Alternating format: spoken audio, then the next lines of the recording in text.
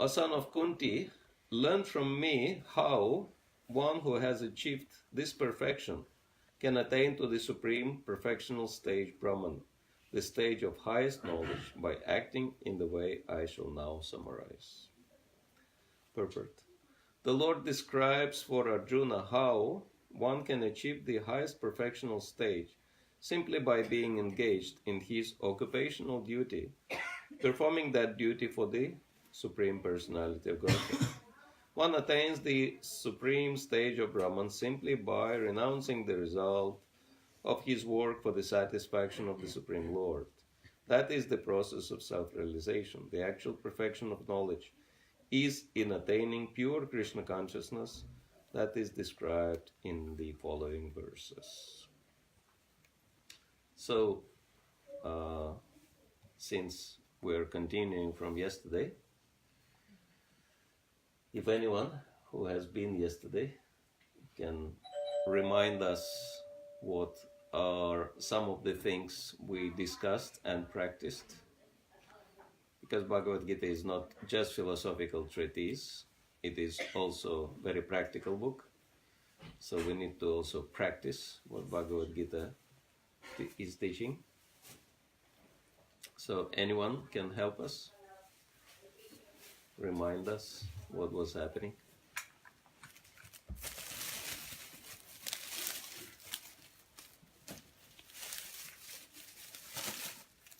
Nobody remembers. One thing that's stuck in my mind now,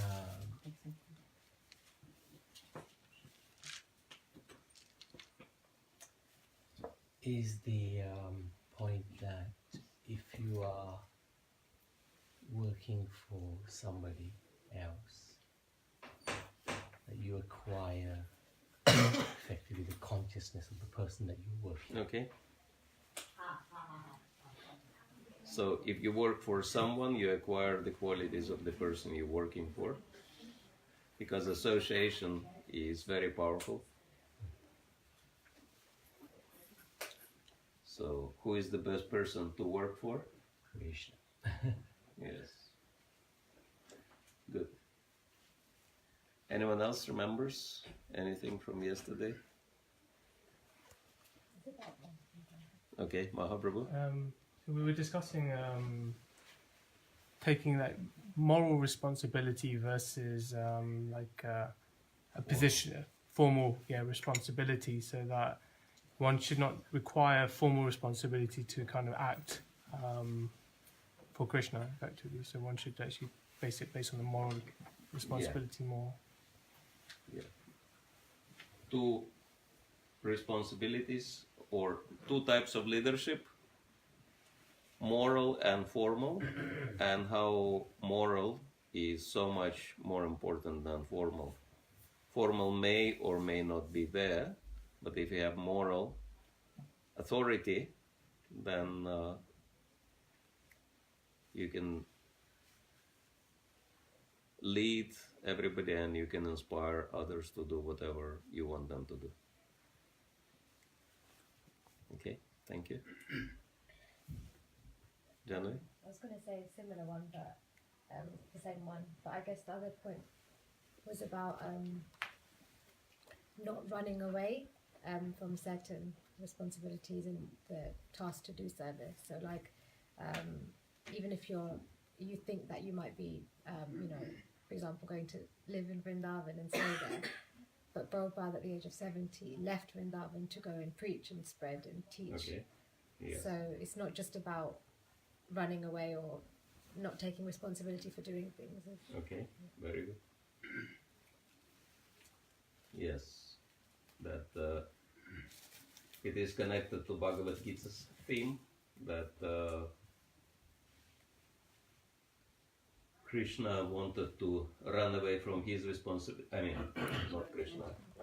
Arjuna wanted to run away from his responsibility of fighting the battle, because it's a bloody business. And he was thinking it's not really spiritual, and he wanted to be very spiritual, and so he wanted to renounce everything and he expected Krishna to support him. The entire Bhagavad Gita is going against this point, helping us to understand that anything we do should be dovetailed in Krishna's service rather than thinking about ourselves and thinking about our own benefit. We should take bigger picture into consideration and take responsibility not just for our own well-being, but for the well-being of others. And that is what different social classes are meant for. That the lowest social class, Shudras, their consciousness is very small, very narrow, and they cannot think of anything outside of their personal interests, right? But Vaishyas, their consciousness is a little wider, because they understand, okay, in order to get my profit, I have to provide some quality and I have to provide some service, right? Proper service for others. So it's not just taking, but it's giving and taking, right? And Kshatriyas, of course, their responsibility is not just for their little business, but for the whole country. And they have to be mindful of the well-being of all the people. But then Brahmanas, they have to take responsibility for Kshatriyas and help them to run political affairs on the basis of spiritual values. So Kshatriyas are taking care of the entire population and Brahmanas are taking care of all the Kshatriyas. That was the Vedic principle. And so we can understand that Vaishnavas or Hare Krishnas are meant to act as Brahmanas, and Brahmanas are endowed with topmost responsibility in human society. And we might say, but no one gave me that responsibility. But then it is connected to yesterday's point about moral and formal authority. That if you have moral authority, then formal authority is not really so relevant. Can you Because- define, sorry, Maharaj, can Yeah. you define moral authority? Moral authority. Okay, so anyone can help us to define moral authority? Let's see if someone understands what we're talking about. And these are not just the words. Moral authority. If you hear this combination of words, moral authority, what kind of person comes to your mind? Somebody who lives their life in the best possible way. Okay, very good. Exemplary in character. Very good. Anything else which comes to your mind when you hear the words moral authority? Besides being exemplary in character?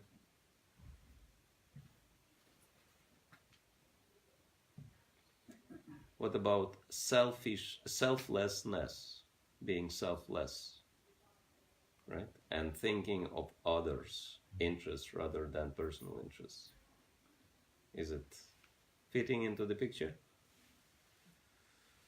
So yeah, and of course, the topmost question, where the authority coming from? How one can become authority? What is the way to become authority? Take responsibility. Take responsibility and something else. Where the authority is coming from? Krishna. Yes, ultimately. because, you know, fire comes from fire, right? So authority comes from authority. If you want to become authority, you have to be authorized, right? And who is the supreme authority? Naturally, the Supreme Lord is the supreme authority. And so if someone's empowered by the Supreme Lord, then one has authority, right?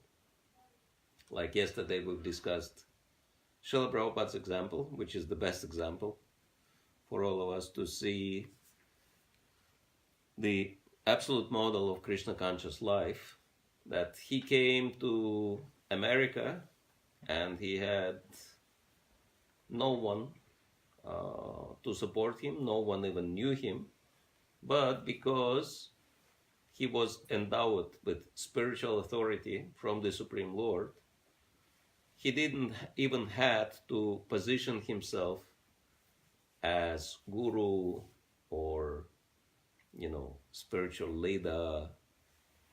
He just started in a very humble way by teaching people cooking classes, how to cook spiritually, and he was teaching Sanskrit and Vedic philosophy, music and singing.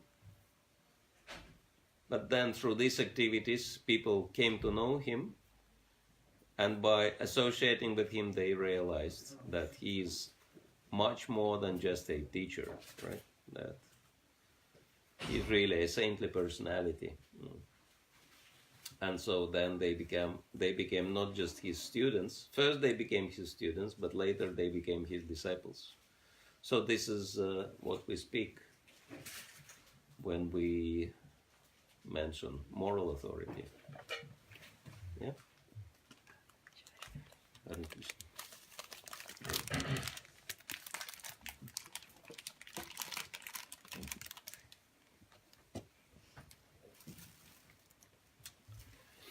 And so this is what we are talking about, that if you are, you know, because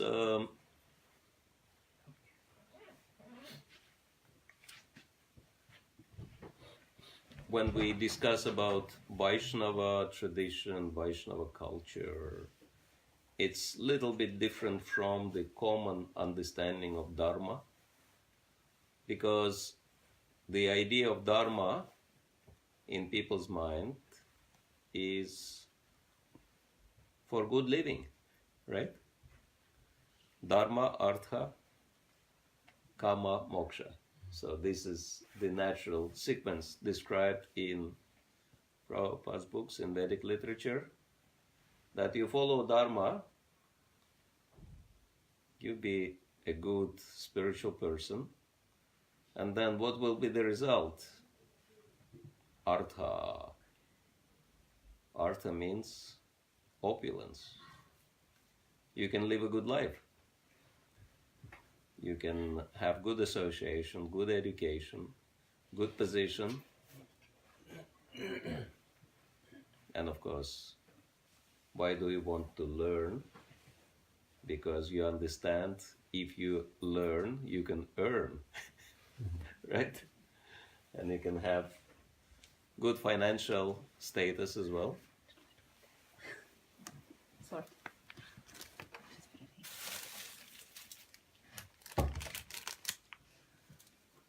And so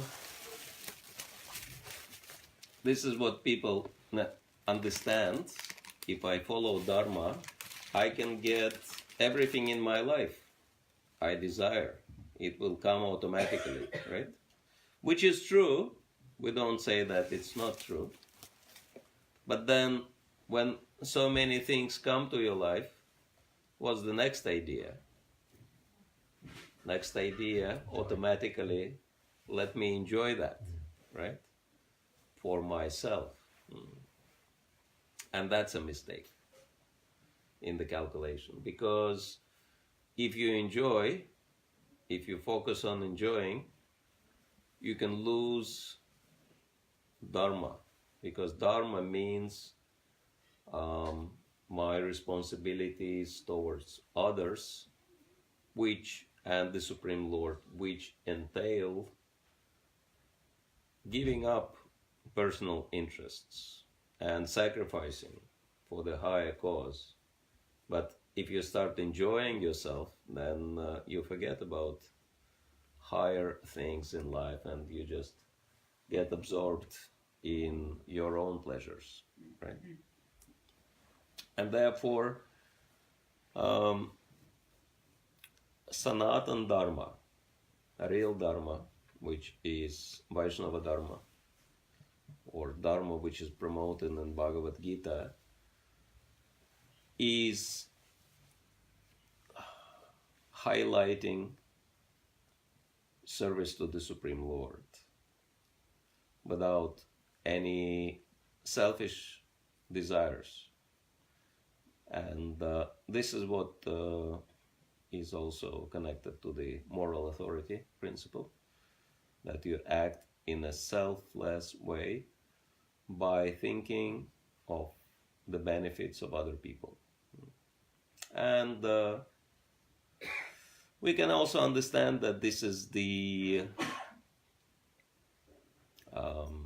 standard definition of human life, not just in Vedic literature, but across the borders in all the cultures, that if someone lives the life of sacrifice and forsakes personal interests for the higher goal and takes higher responsibility, then that's human life, right? But if someone lives a very selfish life, then it's like animal life. So the more selfish one is, the more animalistic one is, and the more selfless one is, then the more one is a human. And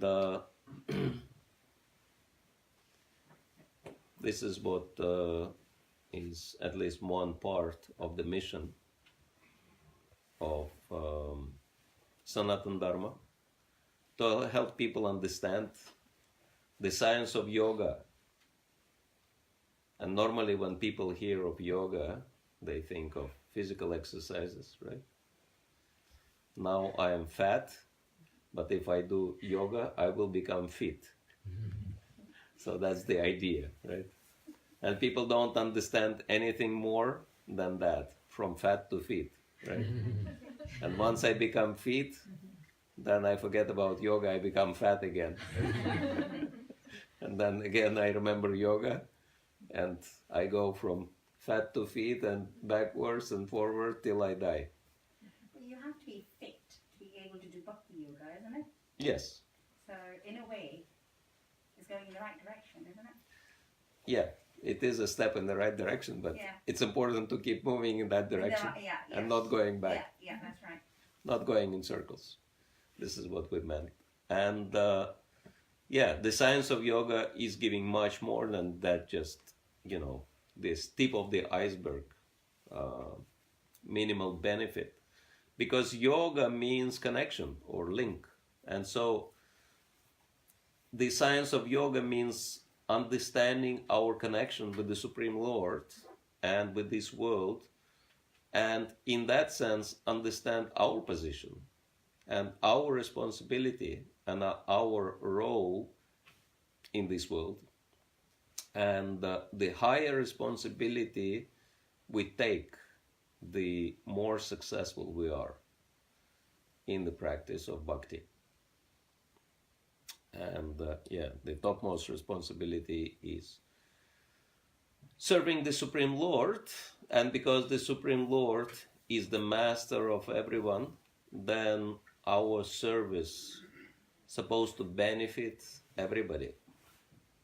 Yatha taror mula nishechanena tripyanti tatskanda bujopashakam pranopaharache tendriyanam sarvarahanam atmanam achyutejya. It's explained in Bhagavatam that in the same way as when we water the root of the tree, we nourish all parts of the tree, or if you put food in your stomach, you give benefit to the whole body. So in the same way, if you serve the Supreme Lord, that single activity is benefiting the entire world. Why? Because Krishna, or the Supreme Lord, is the root cause of everything. And so if you go to the root, then automatically you'll get the fruit. If you water the root, you will get the fruit. So that's the idea. And yes, I'll ask one question. You mentioned about selflessness. yes. How you put that into practice in daily life for like people like us? You know, we do our duty, going to work, coming back, doing bhakti, you know, and as one of the duties is to maintain your family and everything. Yes. So where the selflessness comes into that context in a daily life? Yes, thank you. Very good question. That Lord Krishna is explaining in Bhagavatam, in the 10th canto, that our life is meant to serve in a selfless way, act for the benefit of everyone. Etavat janma sauphalyam dihinam iha dehishu. And we can do so by dedicating 4 types of activities or 4 facets of our life in the service of the Supreme Lord. And that is the proof that we actually serve the Supreme Lord. Tushta Krishna Jagat Tushtam, that if Krishna is satisfied, everyone is satisfied, right? And Krishna says 4 things we have to dedicate in this activity. Pranayar, Arthayar, Dhyaya Vacha, Shayan, Acharanam Sada. So, first thing, we have to dedicate our prana, or our life or body, in the service of the Supreme Lord. You know, what body wants to do in the morning? What's the natural law of life? What is the, early morning, what is the natural position of the body? Horizontal, right? But what Dharma says, that body wants to sleep. But what we're supposed to be doing early in the morning? Yeah. Make our body vertical and take a shower and take your beads and start your spiritual practices. Hare Krishna, Krishna Krishna, Hare Hare. Hare Rama, Rama Rama, Hare Hare. So you can see that selflessness starts from there, right? Instead of doing what I want to do, instead of enjoying my body, I am sacrificing that sense gratification for pleasing the Supreme Lord, right? And what is the meaning of Hare Krishna, Krishna Krishna, Hare Hare, Hare Rama, Rama Rama, Hare Hare? Anyone knows what is the meaning of that mantra? How Prabhupada translated it or explained it. It's not direct translation, but it's an explanation of the purpose of chanting Hare Krishna.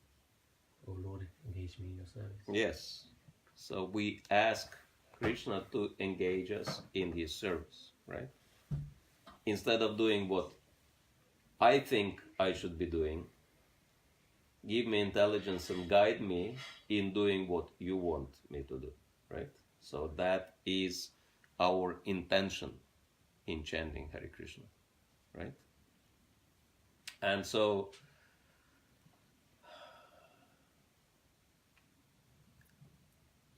that selflessness starts from there, that we always want to do things for our self-gratification, but and we're forgetting about self-realization.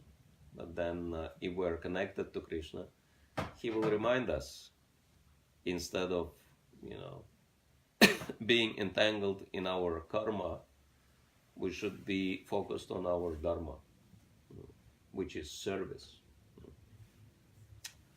And so this is called yajna, sacrifice, right? We sacrifice our personal interests for the sake of pleasing the Supreme Lord and benefiting everyone.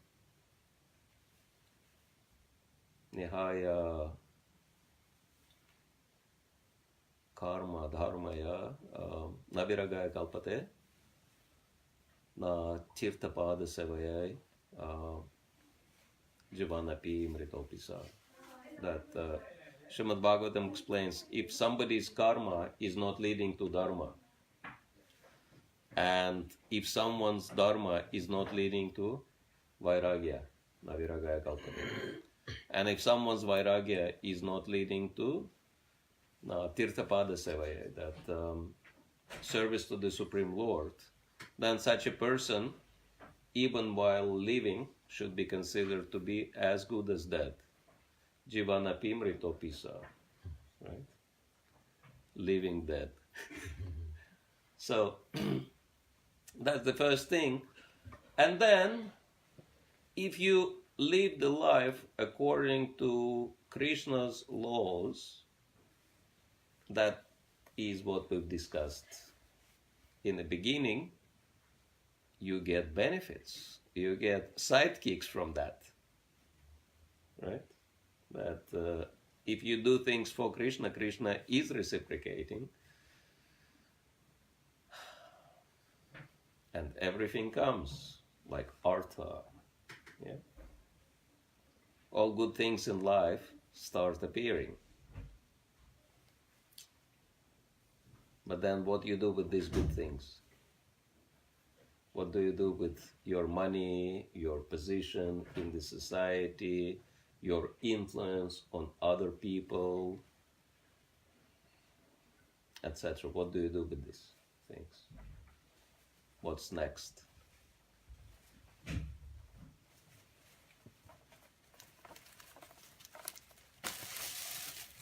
use it for the benefit of the society.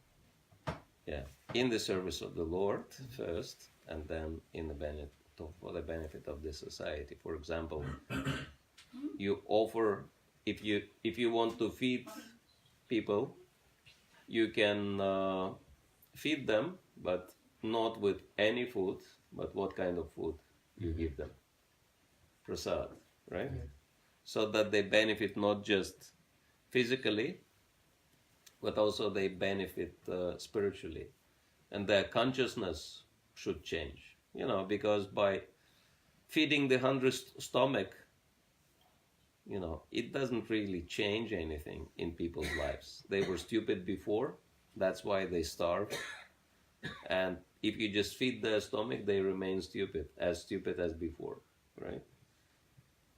And selfish as before, only thinking about themselves. But if you give them prasad, then their thinking will change, right? And because their thinking will change, their consciousness will change, their lifestyle will change automatically.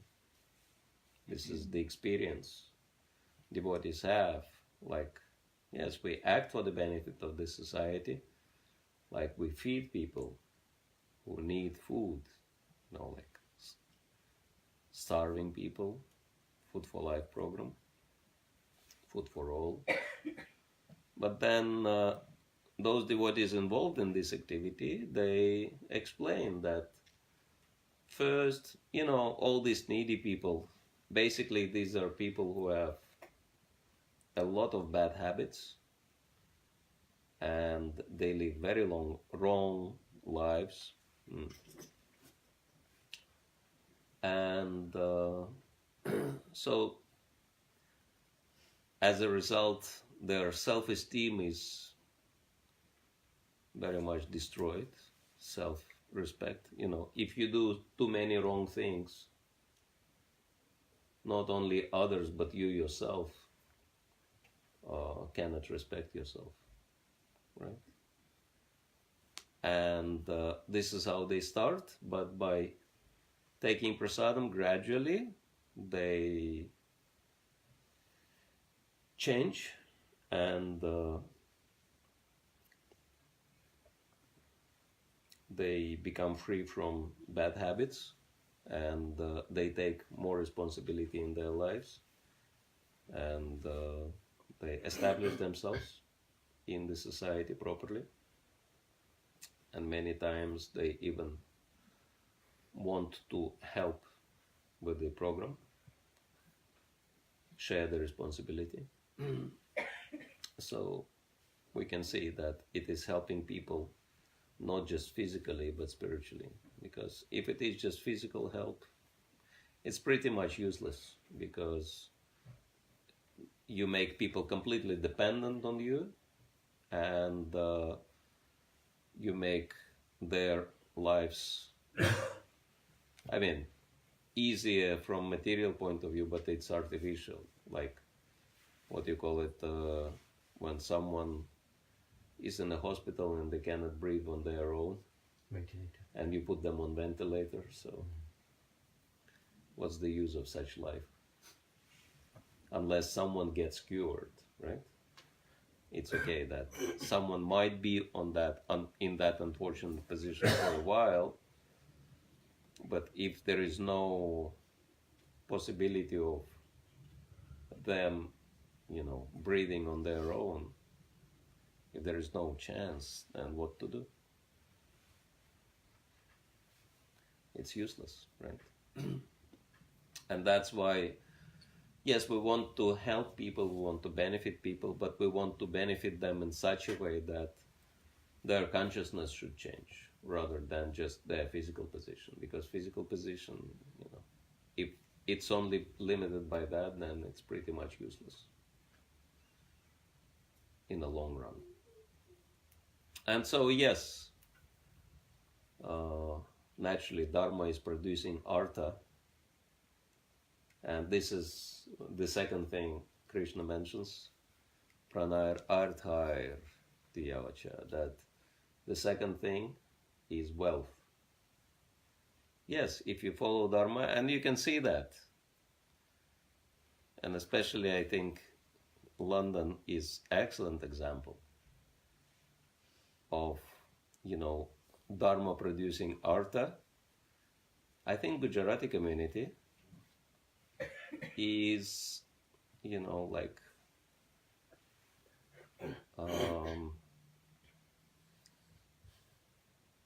exceeded Jewish community in wealth. And because, English people, they say, the kind of cars Gujaratis are driving and the kind of houses Gujaratis are occupying, we cannot afford. Yeah, they say like this. And why? Because, of course there are exceptions, but normally Gujaratis, they tend to follow Dharma pretty strictly, right? They understand, okay, Krishna is ours, even physically, okay, we descend from Krishna. So, if anything, Krishna is our relative. So, serving Krishna is very natural for Gujaratis, because, the whole Gujarati community started from Krishna. Yes, of course. What's the first? I didn't know that. Yes. Oh, you read the history. That's why Okay. most Gujarati people say He's your original ancestor. Of course, he's everybody's original ancestor spiritually, but for Gujaratis, it's like very direct link, very direct connection. And so you can see Dharma is there and artha automatically comes, right? But then artha is, as we said, is not meant for our sense gratification, because Krishna is giving his devotees more than they need, right? How many of you have the experience that Krishna is giving you more than you need for your survival, for your livelihood? Anyone has this experience? Very few people, right? Okay, everyone. Okay. Some just too lazy to raise their hands. Maybe a little weak due to starvation. So that's the idea, that Krishna is giving us much more. Why? Because the surplus we can use in his service. So we have more and more people coming. Maybe everyone can move forward as far as they can. Forward and to this side, please. And actually, like, there is space on the couch here, if anyone can take it. Yeah. You will make everybody else's lives easier, including your own. Okay, make yourself comfortable.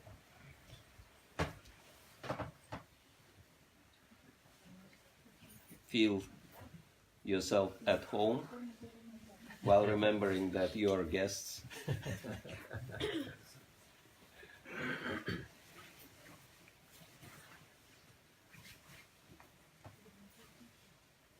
You know the definition of hospitality? That you make people feel as if they are at home, even when you wish they should be.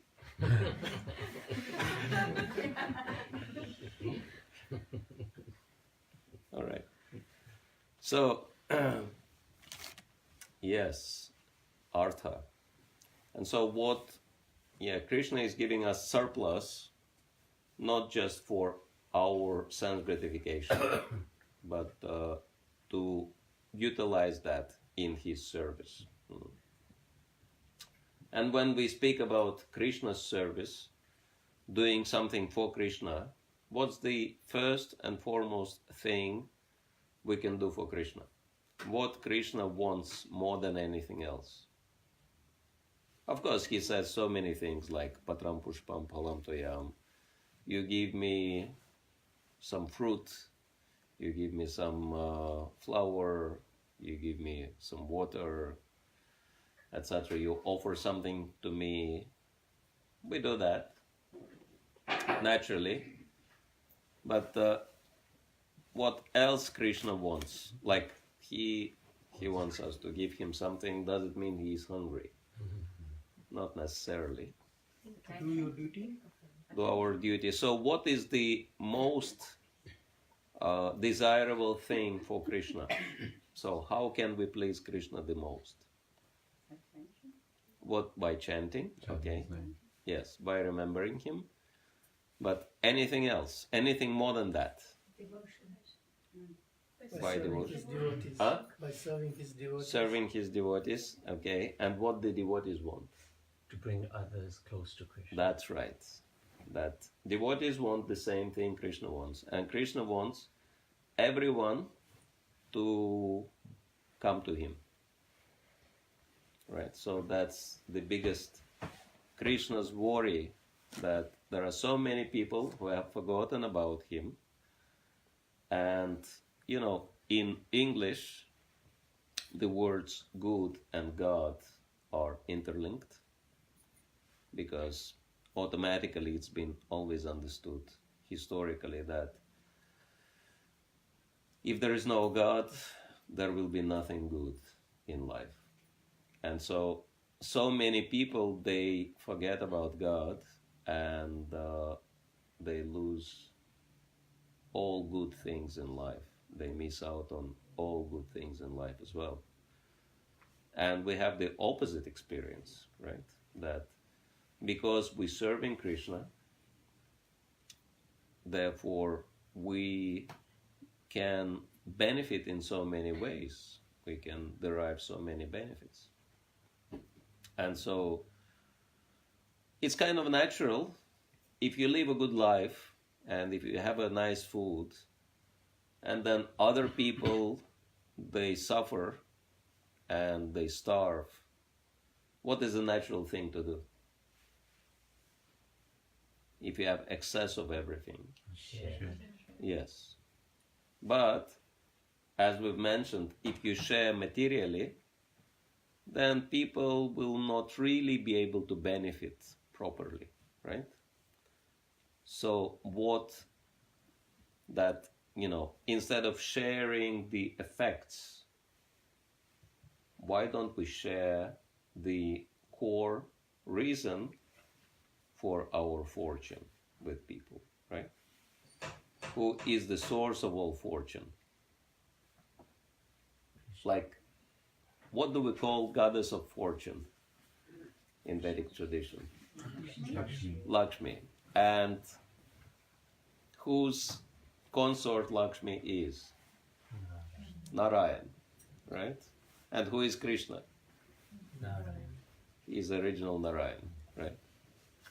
So we can see that all the benefit is coming from the Supreme Lord, and therefore the devotee's desire is the same like Lord's desire, that everyone comes to him and everyone dedicates one's life in his service. Right? And so this is the topmost service to the Supreme Lord we can render, by giving him to everyone else, because he is the source of everything. And if you have the source, you don't have to worry about everything else. And so then the big question comes, how to do it? And in order to answer this question, you have to have very well developed intelligence to figure out how to give Krishna to people who have no interest in having anything to do with Krishna or God. That requires very sharp intelligence, right? And so that's why it says that the third thing we need to engage in the Lord's service is dhiya, or intelligence. And if you know about it, if you can figure it out, then the fourth thing is vacha, or your words. So you can teach and train and promote these ideas and help people to mold their lives accordingly, so that you act not just for your benefit, but for the benefit of the entire world. And this is actually what everybody is expecting from the Hare Krishna movement. Because Hare Krishna movement is kind of unique. Vedic tradition, what you call Hinduism nowadays, of course the original name is Sanatan Dharma, right? So we can understand that what we practice is not really Hinduism, it's Sanatan Dharma. It's eternal occupation, right? Which goes beyond death and beyond the material world. And so the idea of Sanatan Dharma is to connect to the Supreme Lord and help others to connect to Him. And it is very different from idea of religions. Prabhupada says that Sanatan Dharma is not another religion. So what we practice is not a religion. It's a lifestyle. It's a spiritual lifestyle. And it is the true spirituality in that sense, which is based on peace, love, and unity in service to the Supreme Lord. And you can see, of course, what is the foremost country which is practicing Sanatan Dharma to a large extent even today.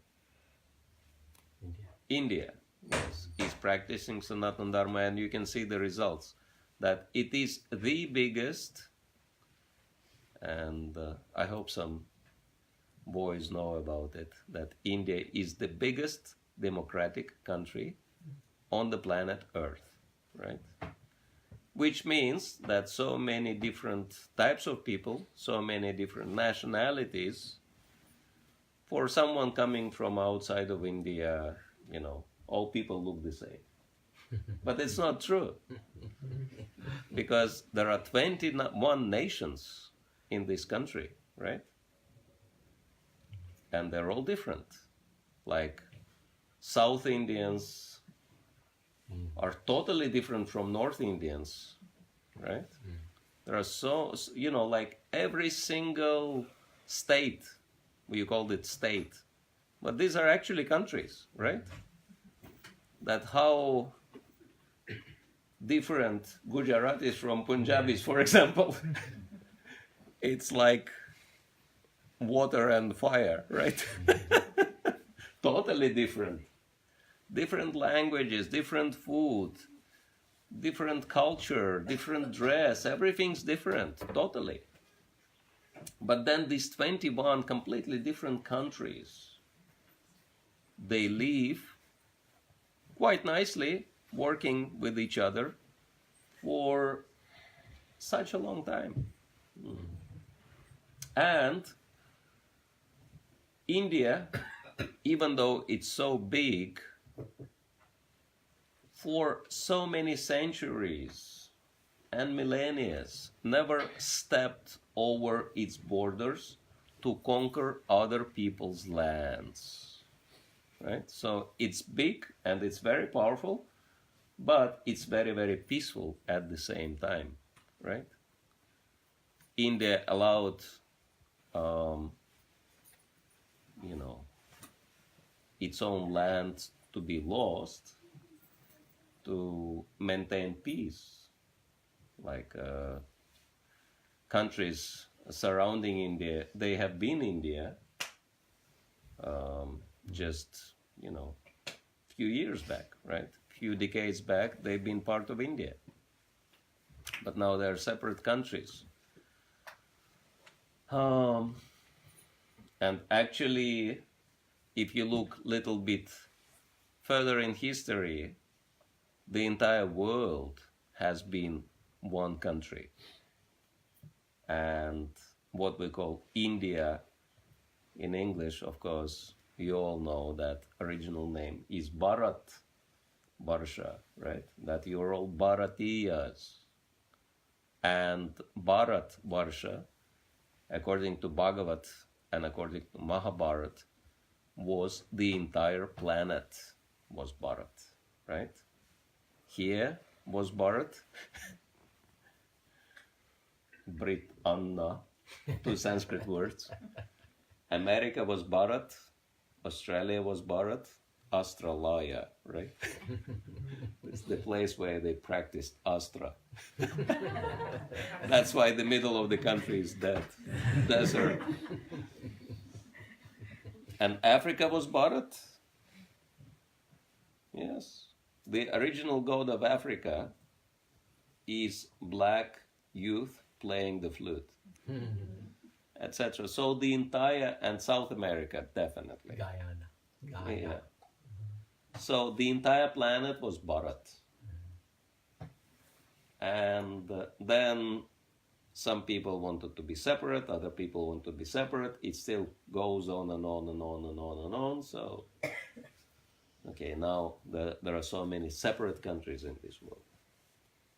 But Bharat still allows that and tolerates the, wrong things rather than fighting. It's a very tolerant country, right? That lately Narendra Modi decided, okay, that enough of these Pakistani terrorists, let's sort them out. So this was like first time in historically, like if this ever happened that, Indian air forces crossed Pakistani border to destroy the terrorists' base in Pakistan. which of course, created kind of tension, but it was very good move, very effective. But this is really exceptional case, right? Because normally India is just tolerating whatever is happening. But this is how it is. It is so rare in this world that someone has such high level of tolerance. And where this tolerance is coming from, it's coming from spiritual understanding, spiritual practices, right? Why do we have to fight? Because Krishna is our father, and whoever wants to have it, whatever they want to have, they can have, right? And I'm not going to fight. And so, actually, this is Sanatana Dharma, Vasudevam Kutumbakam, that the entire world is one family with one Father, the Supreme Lord. And that understanding is sorely missing all over the world. And this is what Krishna consciousness movement is meant to restore and promote. And actually not just we appreciate that, but so many thoughtful people appreciating that. One of the countries I'm visiting regularly is Israel. My god brother and good friend Narahari Prabhu. He's Israeli, even though he's from Ukrainian origin, but now he lives in Israel due to Jewish parenthood. And it's very interesting country. It's very religious country. It's the home of the three major Abrahamic religions, right? Which is Christianity, Islam, and Judaism. And it is geographically situated in very troublesome region.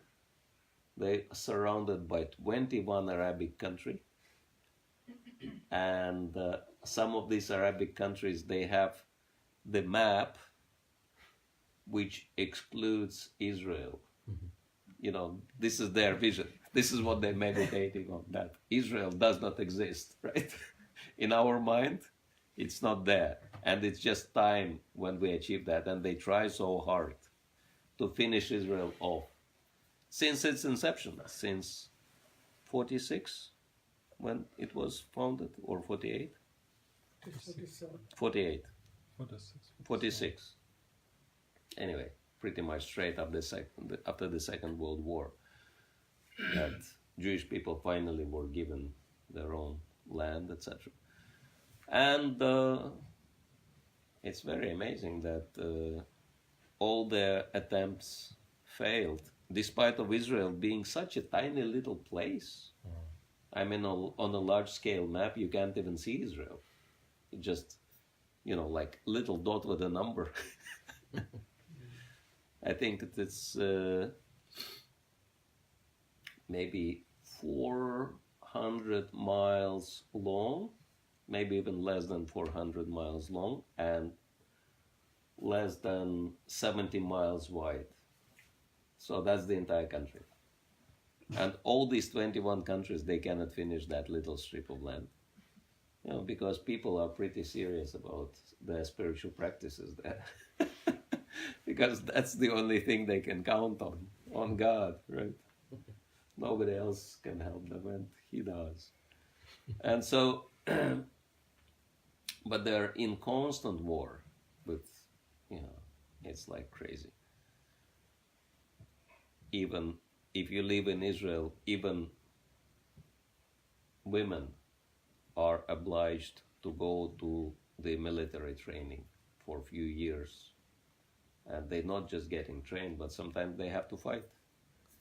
So in Israel, you see these young, very beautiful ladies, Jewish ladies tend to be very beautiful, with machine guns and in military uniforms, all across the country. So, because this is their situation, they have to defend themselves, if they don't, involve ladies in military services, they won't have enough personnel, etc. And of course, Jerusalem is the political and spiritual capital of the country. It's the place which is filled with so many holy places, holy sites connected to Christianity, Judaism, and Islam. For example, Muhammad is explained that he ascended into the skies in his physical body together with his horse. And that happened in Jerusalem, etc. And so many other things happened there. And of course, there is a big competition between these three religions. And each of these religions have sub kind of groups, right? And they all kind of compete for dominion of different, places in Jerusalem. So it's a little crazy. That devotees tried one time to do Harinam in Jerusalem. And so many people were throwing stones at them. So this was like first and last time devotees tried that.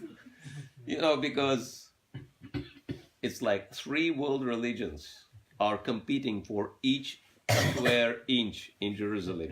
Who will own that? Because each square inch, because there are so many pilgrims and it makes a lot of money, is like more than a gold, right? And so all these three world religions, they compete who will control what. And then the fourth world religion barges into the scene. And so they couldn't tolerate that. But somehow, we can successfully preach in other parts of the country. And Tel Aviv is like big city also. And devotees do regular Harinams there. They have a center and they hold programs.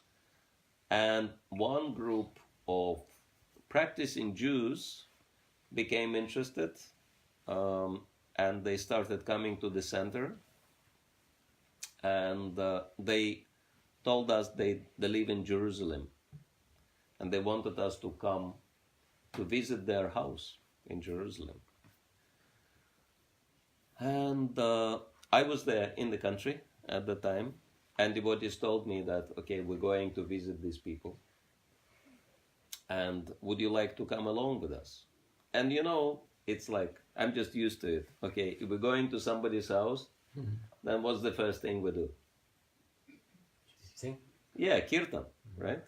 And so I'm asking the devotees, do we take instruments with us for kirtan? And they told us, of course not, because this is the first time we're visiting them, and they're Jews. They already have their, tradition. They practice very seriously. And therefore, we don't want to impose anything on them. We just go to get to know them a little bit more. And we won't even be dressed in dhotis and saris. We'll be dressed in civil dress. Of course, you're the monk, so you can be dressed in your dress. That's fine, because you have nothing else anyway. That's understood. But everybody, all of us, we will be dressed in a civil dress. And so we went. But I took my shoulder bag, and I had a pair of kartals with me. Luckily so. Because the first thing when we arrived, and their leader kind of greeted us, before he invited us to this house, he said, the first thing I want you to do is to go to the park nearby, because Jerusalem is situated on the hills. And he said, I want, this city is heavily materialistic. And it needs to be purified by the chanting of Hare Krishna mantra. So let's go to the park and do chanting of Hare Krishna in there. And I was very surprised. We went to that park.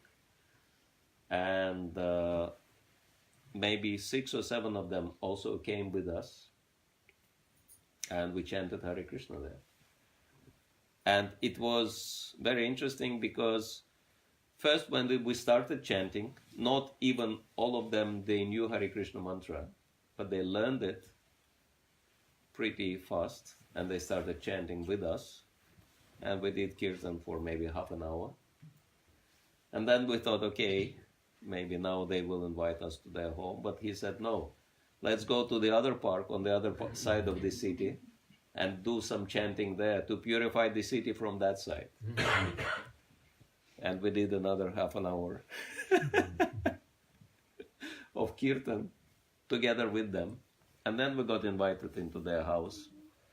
And they had very, very big house. It was obvious, that they had a lot of money, quite wealthy people. Later we found out that they are doing elite design business in Jerusalem, do very high profile, jobs, like they designed the office for Michael Bloomberg, the former mayor of New York, etc., in Jerusalem. And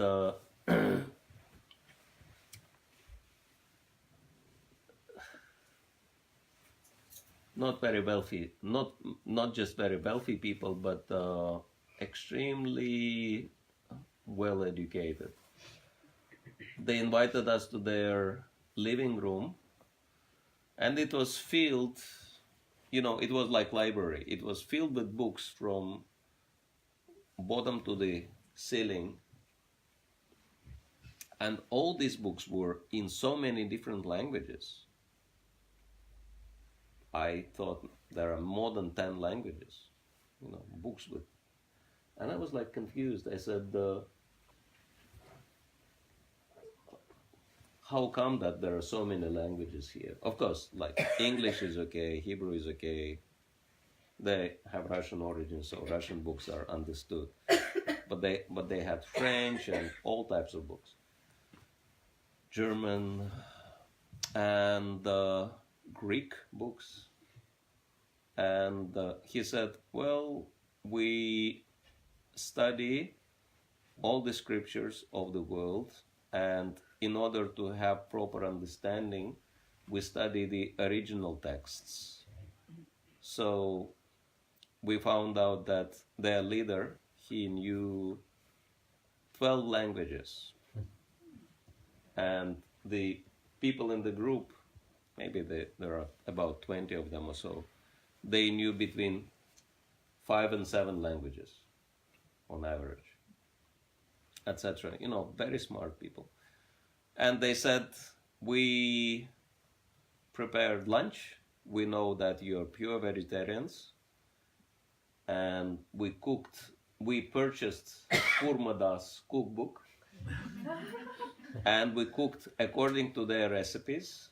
And we did everything what this book recommended. We purchased new utensils, and which no one ever, used.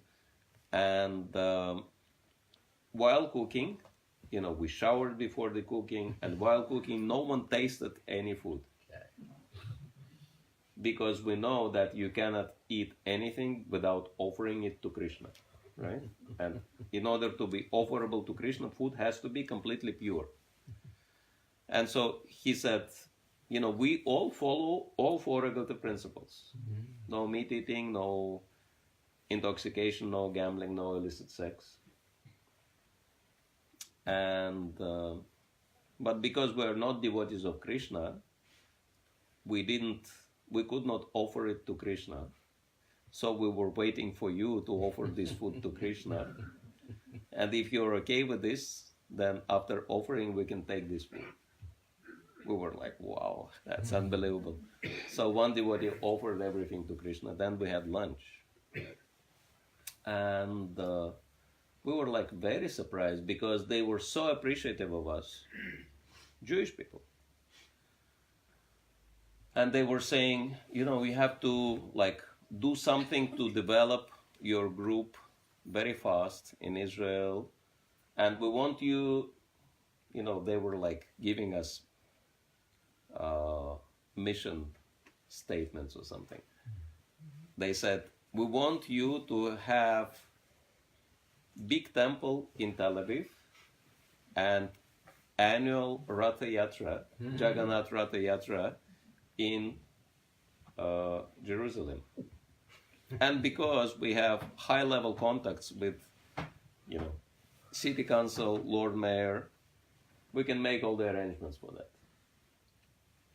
And we know that you're struggling financially, but we are doing high-profile business, and we'll be supporting you financially to make sure that you achieve these goals very fast.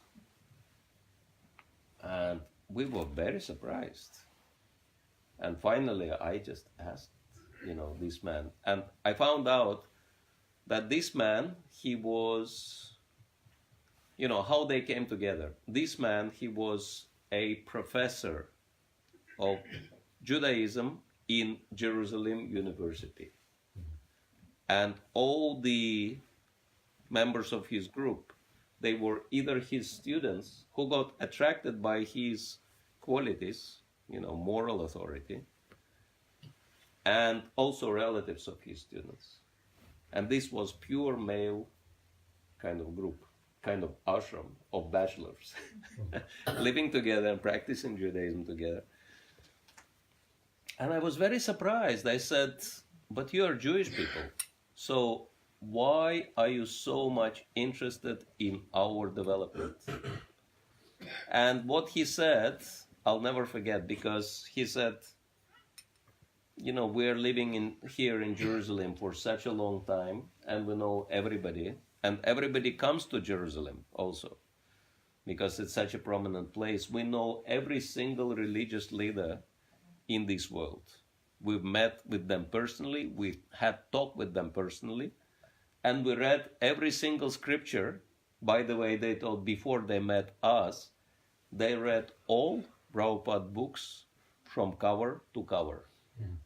Entire Bhagavad Gita, all 12 cantos of Srimad Bhagavatam, and all 17 volumes of Chaitanya Charitamrita. Right? Because, these are Jewish people. If they talk about anything, they want to be fully on the same page. They want to be fully informed. That's their approach, right? And very rare. And so he said, we've met with every single spiritual leader on this planet, and we've read every single spiritual book. And, original scriptures they've read in original language, also like Greek Bible or, Arabic Bhagavad Gita, they read in Arabic language, etc. And he said, after reading every single scripture and after meeting every single religious leader in this world, we came to one definite conclusion, that the only hope for this country and for this world is Hare Krishna movement. And that's why we want you to develop as fast as possible. We want to invest in your development. Because he said, this country, the war and conflicts will never stop. And your message is the only message of peace and love. And so we want this message to be very widely learned by everyone. So that's the feedback we're getting from very prominent and very influential people. So that's the kind of expectation the world has from the Hare Krishna movement. Because otherwise, no one knows the full picture. People are either materialistic or atheistic, or they're narrowly religious, and they don't see or they don't understand anything outside of their religion, right? And they think my religion is the only religion which should be practiced, and I am right, everybody else is wrong, etc. And they fight with each other. People, they fight either without religion or with religion, but they still fight, right? Because they are in material consciousness. And it's only Krishna consciousness or Sanatana Dharma which gives complete understanding and which gives a perfect spiritual culture which is meant to save this whole world. That's why Srila Prabhupada said that this movement will conquer the whole world. He didn't say with religion. He said this movement will conquer the whole world through education and culture. And so this is really important for us. This was pretty long answer, very short question, but I hope it's quite clear. All right, so if we have other questions we can answer, but what we also do, we do some practice in order to help. Let me see the show of hands first of all. How many of you would be interested to seriously contribute in this lifetime, not just for your benefit, but for the welfare, for the spiritual welfare of the society at large, on a larger scale possible? Anyone's interested in that? Let me see the show of hands, if anyone's interested. To do something serious in this lifetime, to help people. Okay, that's good. That we are on the same page, which is what Sri Chaitanya Mahaprabhu expected, right? Bharata bhumite hai manusha janmayar, janma sartak karikar paropakar. Of course, not everyone here understands Bangla. Besides few people, Monadipa and the family. Let me see, we have any other Bengalis here? Only one family. So this, you understand that? Let me see. Sarish, you understand? You don't know Bangla so well. What about Sumanshu? No. No. Okay. You see, I'll have to translate Bengali even for Bengalis. So, Bharata Bhumite Hai Manusha Janmayar. If you have taken birth as Bharatiya, right? If you are descendant of Bharatiya families, which pretty much all of you, with very few rare exceptions. Janma Sarta Karikara Paropakara, that you should work for Paropakara, for benefiting everyone, rather than thinking of your life and your benefit. Your position is to benefit the entire world. This is the secret, right? This is what brown skin color indicates. That your birth is to benefit the whole world, right? Which is very fortunate position. I'm kind of little bit jealous of you because this is your birthright, and I'm just joining to kind of help you in this mission. Moral authority. Huh? Moral authority. Moral authority, yeah. But if you're interested in that, then first thing is vision. And let's practice some visionary exercise. Let me see, how many of you think that this world is a perfect place? Anyone thinks like that? Yeah. This world is already a perfect place? Yeah. Needs no improvements. Of course it does improvement. Okay, it needs improvement. So it's not perfect. No, is perfect in the sense, if you look at it with content, it's perfect. Okay. You have to be happy with God, with what God's created. Okay.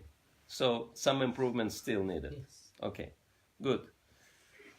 So if you think that some improvements still needed, I wanted you to do an exercise. Just exercise your imagination and imagine if you wake up tomorrow and in a magical way the whole world transforms in a perfect place to live. And so how that looks like, what kind of people will be there and what kind of activities will be happening, how the world would look like if it would magically transform into a totally perfect place. Okay, so we'll give you 5 to 10 minutes and you can turn to the person next to you and tell each other, if I would wake up tomorrow morning and the world would totally transform in a perfect way, I would want to see this and that and the other. Okay, is that clear? Everyone's... How you define perfect? I mean, that's your business. If a magician would wave the magic wand and the world would become perfect, what would you want to see happening starting tomorrow morning, right? Okay? So 5 to 10 minutes, turn to each other and please share. I know you're perfect. No school. And share your vision for the perfect world you want to see. Okay? Please, in pairs. Get together with someone and share with each other. What would happen? You don't have a pair, right? Face down. This boy doesn't have a pair. If someone can join him. Join us. But the nice one we talk about if creating I see. So what's your name?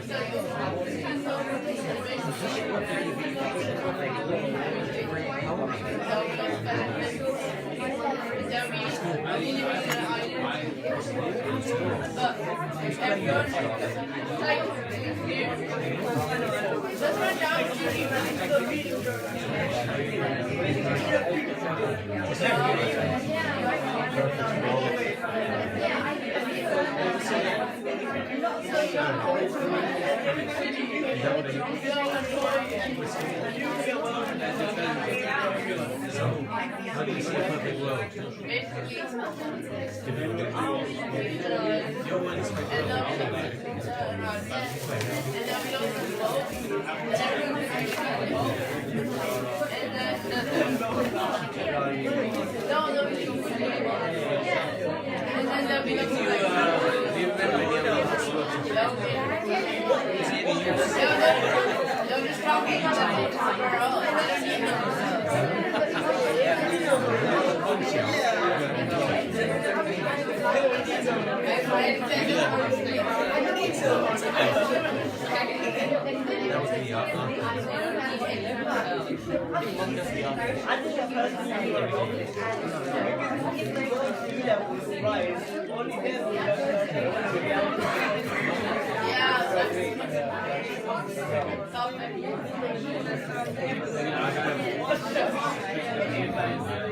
I think that's right.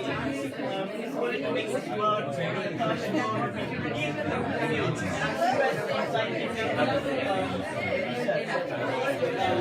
You don't want to discuss with each other?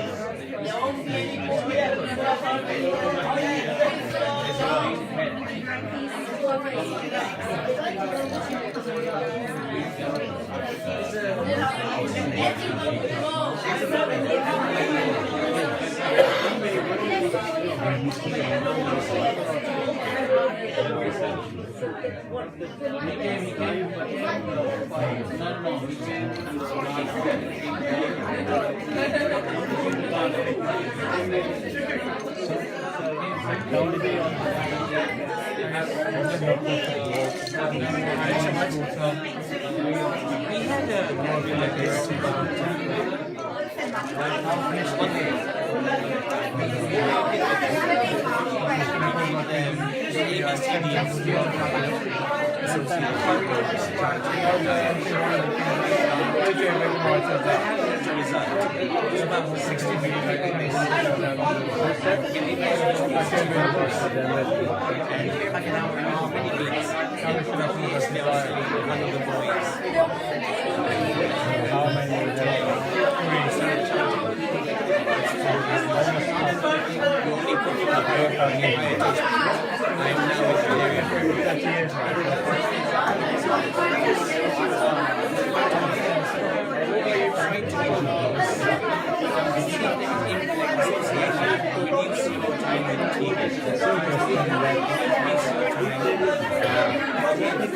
almost impossible that everyone is on the way.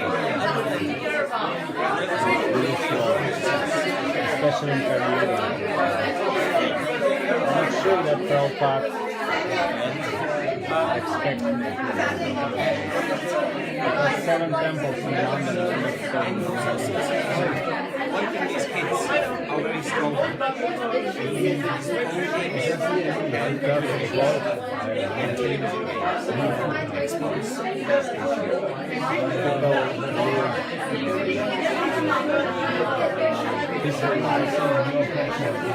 Dedicate their lives to God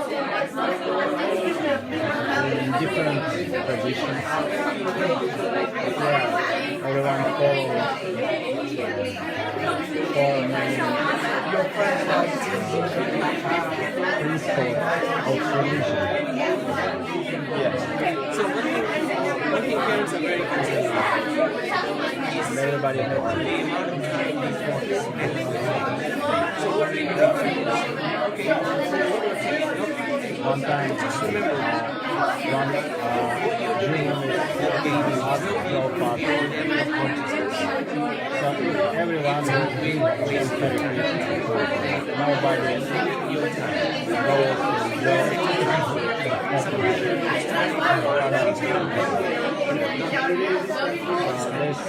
This planet transformed to Vaikuntha and fly away. It's total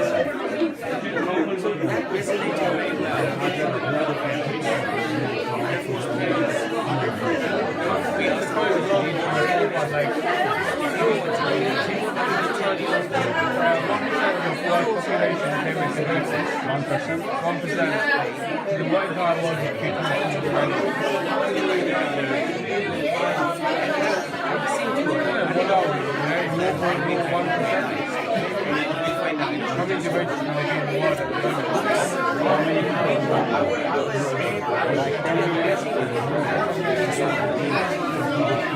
one person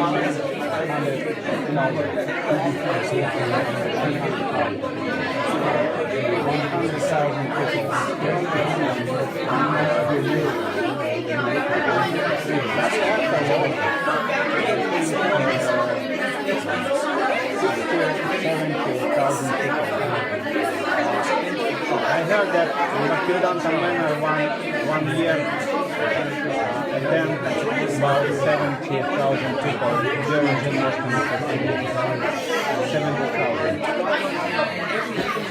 Maybe they are not all devotees.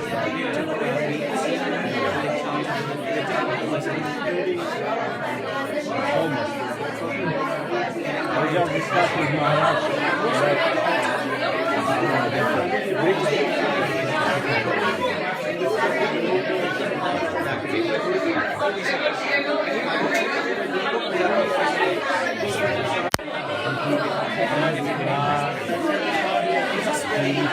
came to India,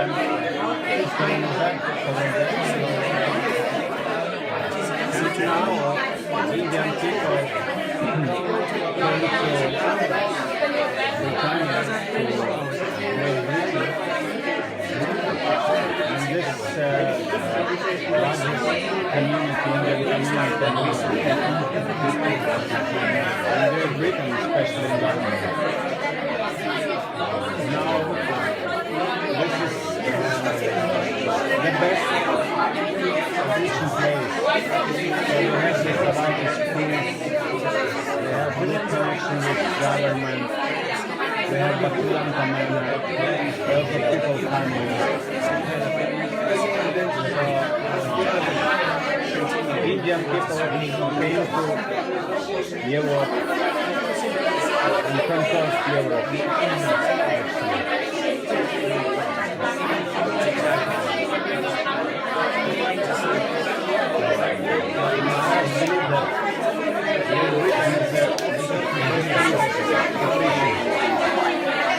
They have wanted to go to America for Hollywood and teach there because Hollywood films were popular and everybody learned from them how to live some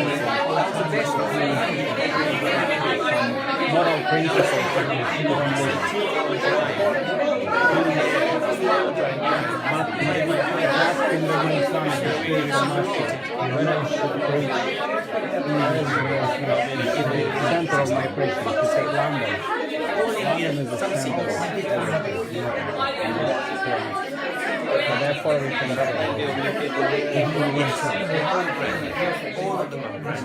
think huge and great perspective and we're going to start it from our side immediately. Visit our visit. We're going to meet with people in Sofia, different spiritual leaders and some government people to discuss how we can be more involved in some actions to help the government resolve the problems like this knife crime and others. So we have to be active. And I told Maharaja today that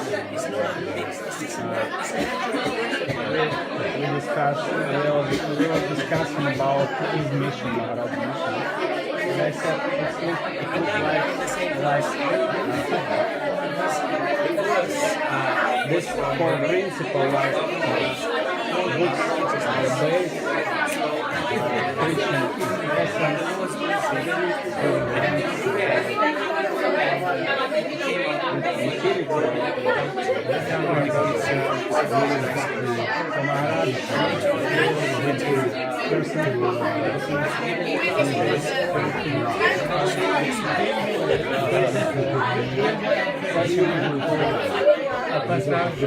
Okay, let's round up. I hope everyone had the opportunity.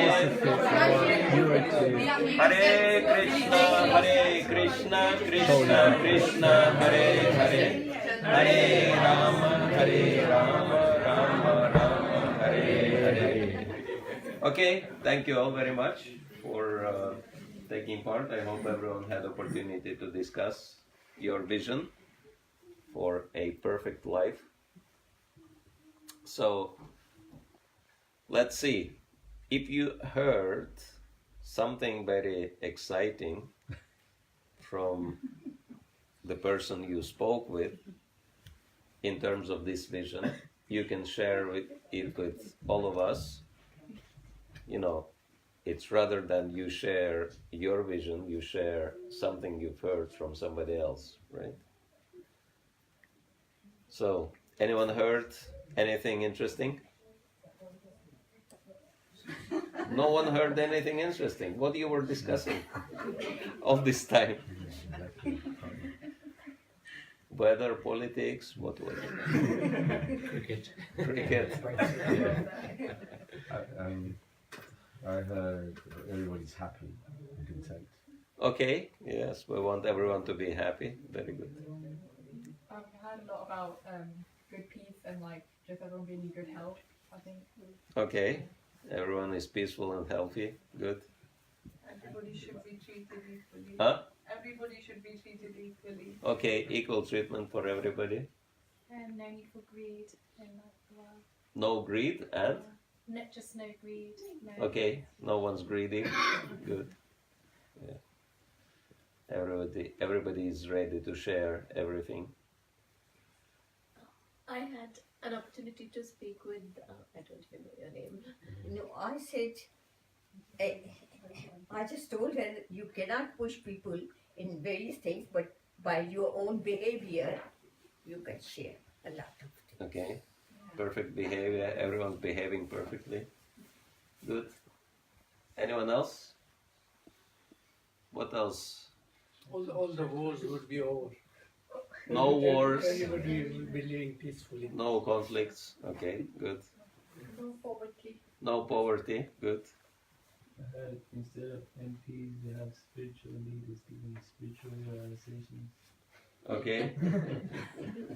Plenty of spiritual leaders. Good. Anyone else? Have we missed anything? You tell us. Did we miss anything? Well, I want you to contribute. It's not a good one. He said that everyone is Krishna consciousness and believes in God, and all like bad traits and stuff will be eradicated from human existence. And basically follows that line. Someone who said that. Yeah, something like that. Not really. Very good. Yes. Gentleman said everyone does everything for Krishna. So that's what I said. Yeah. So everyone, whatever everyone does, they do it for Krishna. Very good. Okay. All right. Yes. Everyone on their own spiritual path. Okay. Very good. Everyone's following spiritual paths according to their tradition. Yeah. Yeah, that is the best thing, that everyone's following their tradition, but everyone's respecting everybody else's tradition, and everyone lives in peace. Good. Anybody else? Okay. So this was very good vision, and let me see how many of you want to do something to make it into a reality. How many of you want to realize that vision? Help it to become reality. Okay, very good. So, we start, of course, with ourselves. That I had a discussion with Nabhinandan Prabhu, and he shared how at one program he introduced ABCD of spiritual life. A means association, satsanga. B means books. C means chanting, Hare Krishna, japa, which is very important. And D means diet, right? Transcendental diet. And so, yeah, it's very important that you increase your association with the devotees of the Lord, read Prabhupada books, do everyday chanting. Let me see how many of you do chant on your beads every day, at least 1 or 2 rounds or maybe more, but regularly every day. How many of you chant every day? Okay. How many of you would like to be chanting every day, even though you're not chanting now? Good. Tomorrow, if you come to the temple, if you don't have beads, you can pick up your beads, and there are mantra cards with instruction how to do it. Few rounds a day can keep Maya away, can keep problems away. And so if you start your day with chanting, you will see the difference, how your days will be, much better. And of course... Do we need to chant with beads, or because you can do it without beads as well while you are traveling or doing anything? It is true, but the beads are meant to pin down our mind, to help it to not to get distracted. So beads are meant to increase our concentration. So that's why it's an ancient spiritual technology, using beads. And of course, chanting is always beneficial, but with beads, it's much better concentration. And the best time is morning time. So first thing in the morning, just do, at least if you are not chanting anything, at least do 1 round of Hare Krishna Japa and read a little bit from Prabhupada's books, and you will see little by little it will change your life completely. Then you will gradually lose your interest in wasting time in so many unproductive activities. You know, Abhinandan Prabhu mentioned children spending so much time on computer games because they don't have anything better in life. PlayStation. Yeah. And so if they have something better, naturally they will forget computer games. But you've got the parents going. And of course, you know, adults are spending so much time on the TV, which is also, you know,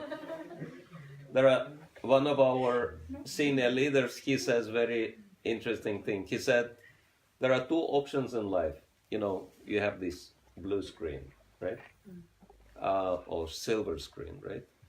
You can be on this side of the screen, outside, or you can be inside of the screen. Which option is better? Inside. Inside, yes. Very good. You either watch or be watched by others. And so as long as you watch, you're wasting your time and you're not doing anything substantial in your life, right? So that's why TV is, you know, like complete waste of time. One-eyed monster. One-eyed guru, Prabhupada was saying. So, of course, I mean, we're not saying that stop watching news or anything, you know, just maybe little, even news. I mean, if there are any substantial news, you don't have to watch. Somebody else will watch and tell you. So it's, you know, there are so many things which are pure waste of time, and rather than wasting our time, it's better that we utilize our time properly in spiritual development, in good association, and most importantly, taking responsibility for making this world much better place and benefiting not only ourselves but other people. And one announcement, which some of you know about, that in one of the very holy places in India, which is our international spiritual capital or headquarters, Sridham Mayapur. Some of you have been to Mayapur. How many of you have been to Mayapur? Please raise your hands. Few people been to Mayapur. And so we have a special training school for spiritual leadership, which we call IDEAL School. IDEAL stands for Innovative Development, Empowering Authentic Leadership. IDEAL, IDEAL School. And so if you want to become authentic leader, empowered to contribute with innovative development, which means you become a leader of your own social spiritual project, changing for better lives of hundreds and thousands and possibly even millions of people, depending on the scale. If you want to get training for that, you can talk to us, myself and Narahari Prabhu, because in 2 months training, we are running this school already for 2 years. and alumni all over the world are taking up very, very serious and very successful social spiritual projects, which is an alternative career opportunity because you can help people in their life spiritually, but if you do it professionally, you will be earning much better than you can earn with your jobs or sometimes even businesses. That there is a very interesting example of one particular devotee, Prabhupada disciple in America, and he is running social spiritual projects, and he does that in partnership with government programs, and he got $250 million from American government in less than 20 years, which means more than roughly £1 million a month. So this is the kind of, like yesterday, one of the exercises we've done is that what would you do if you would get 10 million pounds as a gift? And the idea was that, to use that for benefiting people spiritually, of course. And someone actually asked me that question. That's an interesting exercise. If I get 10 million pounds, but, is it just a simple exercise, just, exercising our imagination? Where are those 10 million pounds? Where can I claim my 10 million pounds? And I had to tell them, it's not just dream, it's reality. All these 10 million pounds and 100 million pounds and billions of pounds are actually available.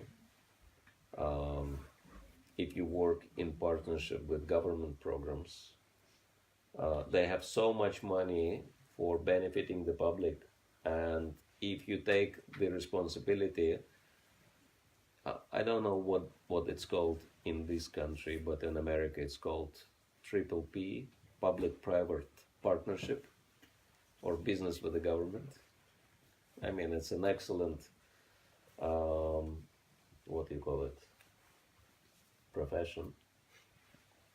It's excellent type of business because it's above all competition, and it's guaranteed, funding as long as you do it in the right way, in a professional way.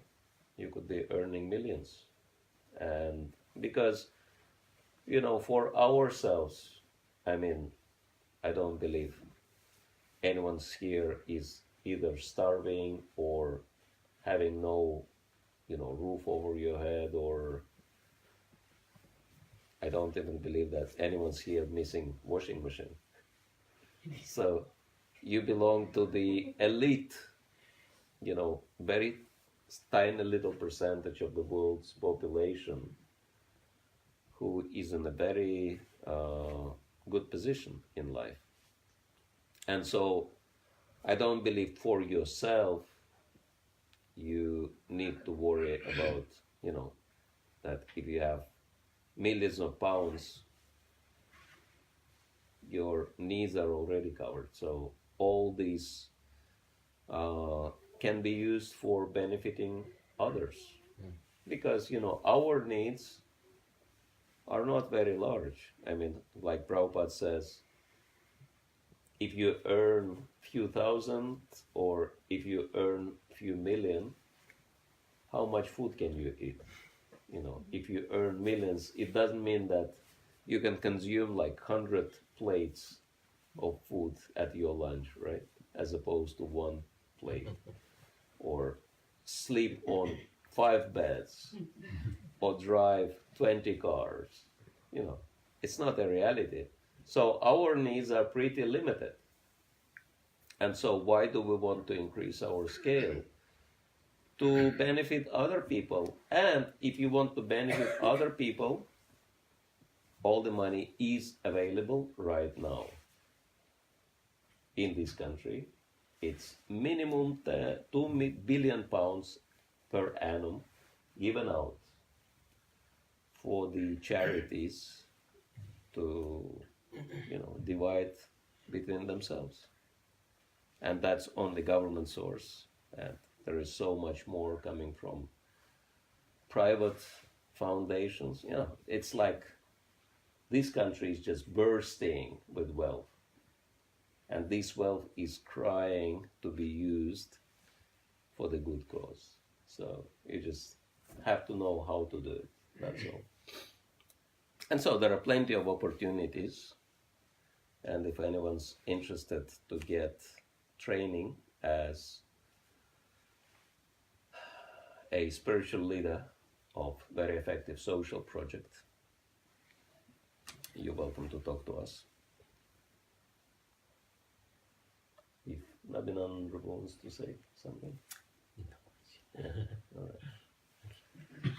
Okay, so thank you very much for your enthusiasm and participation, and hopefully I'll have opportunity to see more of you in the days to come. And of course we thank our hosts for organizing very wonderful program. But the most important guest, the true guest of honor, is the smallest of all by size. And it's really easy to miss him if you're not attentive enough. And that is Krishna in the form of Govardhan Shila. So Giriraj Govardhan is here. Shri Giriraj Govardhan ki jai. And as we mentioned yesterday, he is wish-fulfilling stone because he's non-different from Krishna. And so if you have any wishes or any desires yet to be fulfilled, you can always ask him. And so if it's okay, we'll finish with a short kirtan, Hare Krishna kirtan again. And then we'll have prasadam and a little bit more Sangha on personal level. And if any of you have any questions, you're welcome to ask questions personally. All right? It's fine with everybody? Hare Krishna.